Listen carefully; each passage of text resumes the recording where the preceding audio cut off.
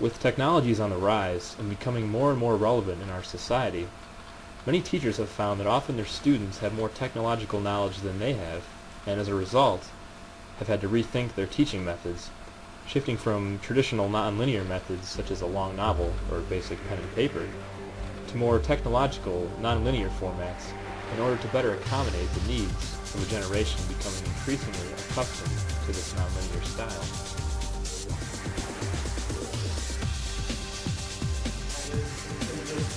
One top problem that I think is absolutely respectable with the incredible work that's done in the 20th century, still being done to some extent, on attempts to get the stream of our consciousness down on the page.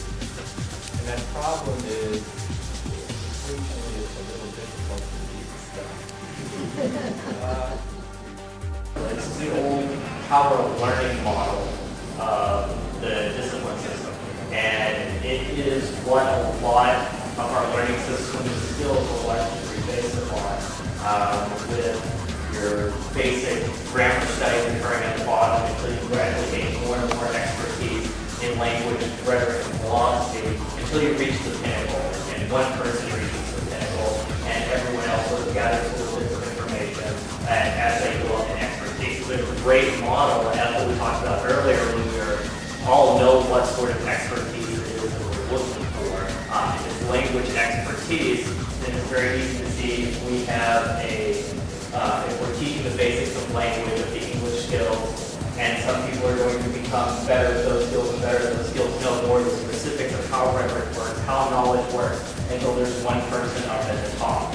And in a discipline, this has worked very well for us in the university system. Now it's the case that often the, let's say, freshman undergraduate student might be more facile with computer objects than a tenured professor. And some professors find that condition threatening. And their response to it is to sort of draw a tight little boundary against the kind of cultural objects they'll consider in which they have established expertise and they can still be the expert. The problem comes when rhetoric expands beyond this textual-based discipline, beyond the speech-based discipline, and there are other elements of practice that become involved that we don't know how to incorporate into this model. Back last fall, I personally became very aware of how this functioned when I was in a master's level graduate course learning the basics of how to do Flash for web design. I was working also with our mass communication department in undergraduate course in which they were learning the basics of Flash design. I also was substituting during that time period for a middle school computer science class, which was learning the basics of Flash design. From the master's, undergraduate, and middle school classes were all learning the exact same material. They were largely learning it from exactly the same sources. They were using different books, but those books were all popular press books that were coming off that were teaching the basic technical skills of how to do Flash. It is clear that technologies have brought disruption to the traditional academic system and the professors that stick to traditional methods. But just how have these technologies affected students? And how do they differ from their professors? Deep attention is the mode traditionally cultivated in the humanities, where one focuses on a single object, say a Dickens novel, for a long period of time, wants to exclude all kinds of external stimuli, and has a very high threshold for diversion or boredom. In other words, they don't get bored reading a long Victorian novel.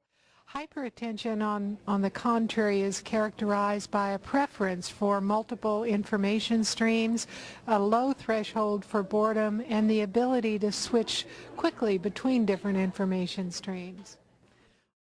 But I think a younger student from the computer era might not look at the text first, might look at very different things, might focus on the music, might focus on the animation, might focus on the way the words rearrange themselves, and come up with a significantly different reading. With technologies and software programs becoming more and more advanced and integrated into society, How does this impact teachers, and in what way can they utilize these technologies? So being able to critically look at all of these programs and see how they're used is something that needs to be looked at and analyzed. And we need to decide where in our disciplines we need to be able to teach the use of these programs and what sort of rigor we're going to take a look at using in that fashion.